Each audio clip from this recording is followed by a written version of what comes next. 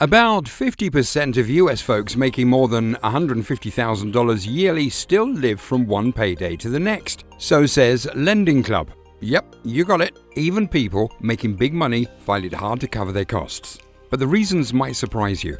Folks who make what used to be called lots of money still can't improve their money situation. Does this mean bad times are coming for folks who make less money? Not really. Let's see why even rich people struggle with money and what can be done to fix it. The money trap. What people often don't see is that more money usually leads to spending more. Almost everyone gets caught in the same money trap that makes them stay in a never-ending work cycle. When folks get more money, they should save more. But what happens is they start spending it right away. They might pay higher rent, get a bigger house loan, buy a new car, order food for every meal, and even go on trips. The truth is, $150,000 isn't as much as it used to be.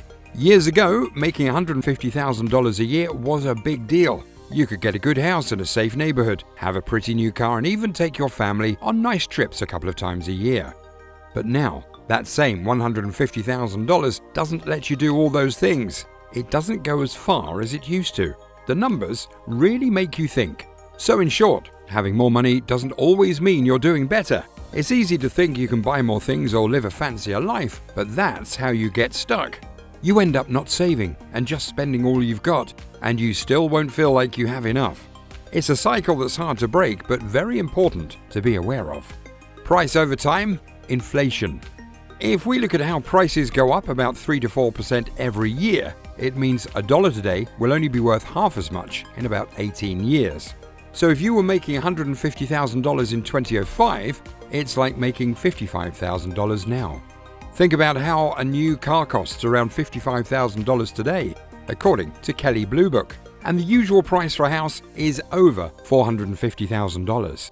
You can see things have gotten really costly. Even getting a simple first home at a $55,000 income today is tough.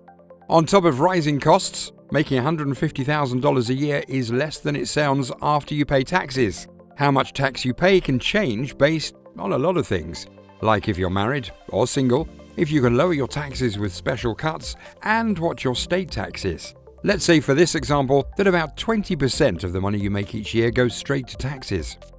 That means you actually take home $80,000 a year, or about $6,666 each month. It's not a bad amount of money to have, but it's a lot less than what you make before taxes come out. Spending habit. When people make more money, they often end up spending more too. They get used to a certain way of living no matter how much they make. Folks who earn a lot are really prone to this spending creep because they make big paychecks. They think they can also spend more. On the other hand, if someone is just making enough to cover their bills, they can't really boost their spending much. For instance, they might decide to live in a pricier apartment because they feel they can afford it, but over time their costs can go up so much that they use up all the money they make. They think they're doing well because they make good money, so they feel they deserve to spend it.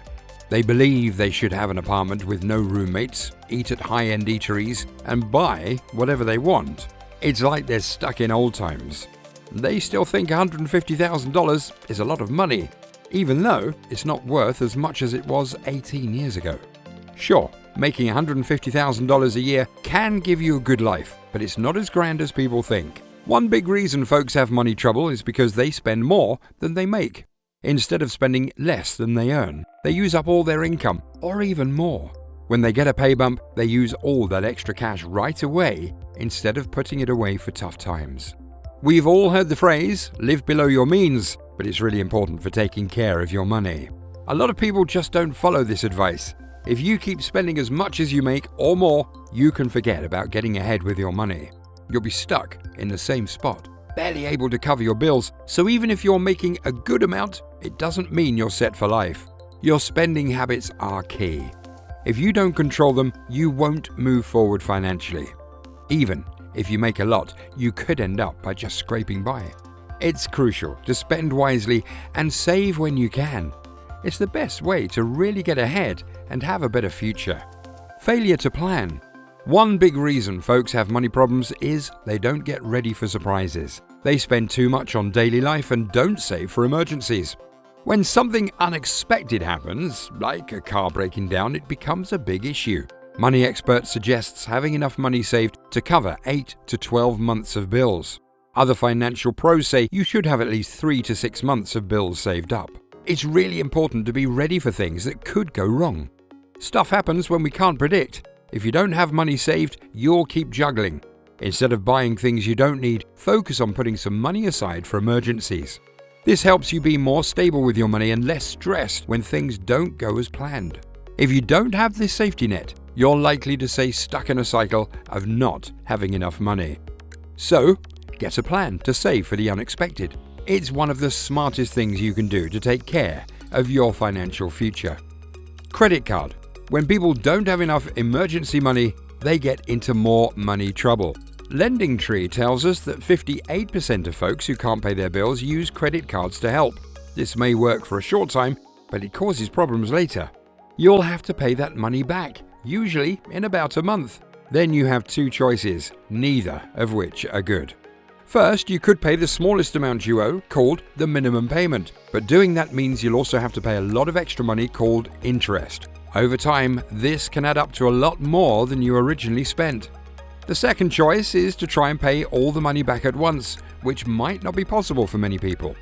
This means you're stuck in a bad money situation where you keep owing more and more. So, using a credit card like this is not a good long-term fix for money problems. It's better to have a savings plan for emergencies so you don't have to rely on credit cards and get into deeper debt. Being with a special person. It looks like being with a special person helps with money matters. LendingTree discovered that 56% of husband-wife teams find it easy to handle their monthly costs. This compares to 40% of folks who've never tied the knot and 36% of those who are no longer married. Sharing the cost of a place to live really helps with planning how to use your money, but be careful. This only works well if you and your partner agree on how to handle money. If you are with someone who likes to waste money, things won't go well in the end. Battling price rises.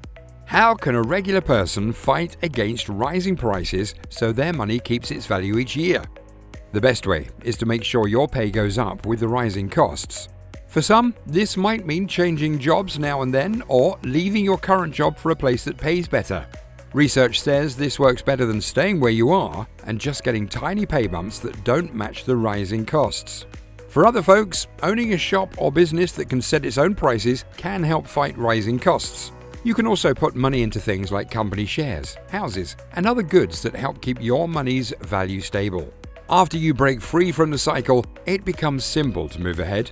When you're just getting by, building a safety net of money, paying back what you owe, and cutting back on spending can feel really hard. But if you're like most folks who don't think they're wasting money, taking small steps makes it much easier to improve.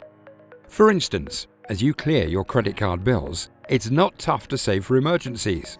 When you've saved enough in a special account, it's simple to start putting money away for when you're older. Things start to move faster, and you really begin to see change. This can bring hope to those who feel trapped by what's happening to them now. Do you believe people are living hand to mouth because they don't know how to spend less than they make? Or do you think that rising costs are making it too hard to do that? Kindly subscribe to my channel, hit the like button, drop your opinion in the comment section, and share my video.